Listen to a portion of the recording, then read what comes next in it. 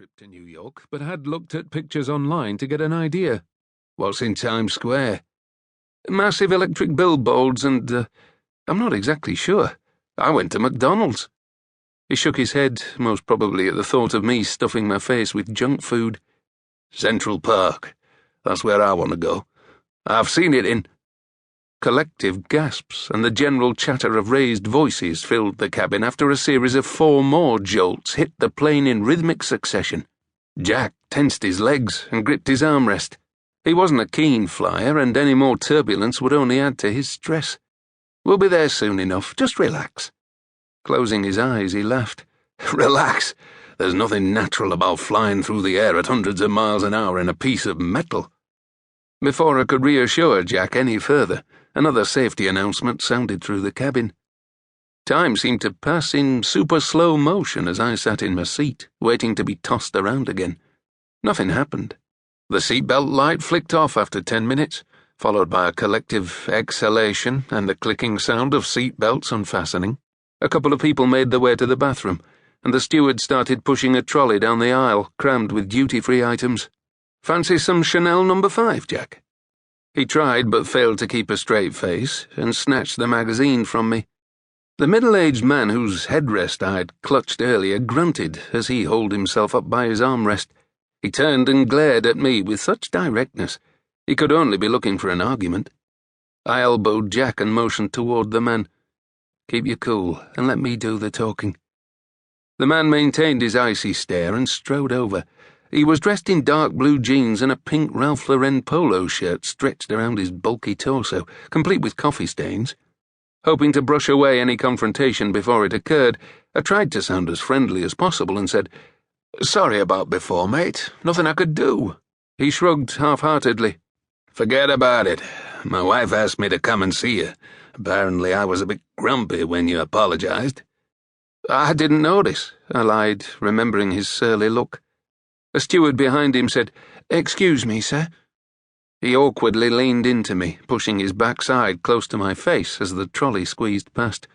The stewards gave him a disapproving look. He crouched by my seat. What's a couple of young guys like you doing in New York? Business or pleasure? I couldn't believe this man had actually started a conversation with us. Who did that? Still, I liked being described as young. It happened less often now that we were in our mid-30s, although Jack would deny it. Pleasure, Jack said, lowering the magazine from in front of his face. It's our annual trip. Done it since leaving the army. See a few sights and drink beer. Our mates Dave and Andy arrived yesterday, so they'll probably have something salted. You're gonna love it. We're just returning from vacation in England. He extended a hand. Bernie. I firmly shook it and smiled, mostly out of embarrassment. Did you enjoy Blighty? He scrunched his thick grey eyebrows, leaned toward me, and said in a lower voice, Is that a local beer? I tried to suppress a laugh. He probably had tons of words that I didn't understand. It's old slang for Britain. Oh, right, Blighty. Linda loves researching her family tree. Visited the places her ancestors lived.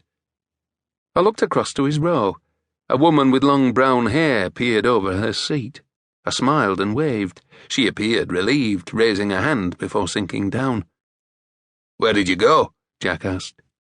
Bernie glanced at the trolley now returning from the front of the plane. I'd better get out of the way.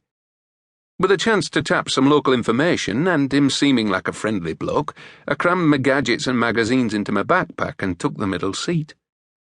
I received a strong whiff of Old Spice as Bernie slumped down next to me. He continued, We visited a couple of small villages in Yorkshire. Don't ask me to remember names, but the local pubs were great. Sounds cool, I said. I'd love to cruise Route 66, stopping in motels, drinking coffee at a diner, you know, the classic American road trip. Visited Gotham before? Jack leaned forward. Isn't that where Batman lives? Bernie shoved his shoulder into me. It's slang for New York. Touché, sir, I said. He continued to chat enthusiastically about some of the more obscure attractions of New York. Jack busily took notes. I glanced at the digital flight screen at the front of the cabin. We were less than an hour away. The loudspeaker crackled. This is your...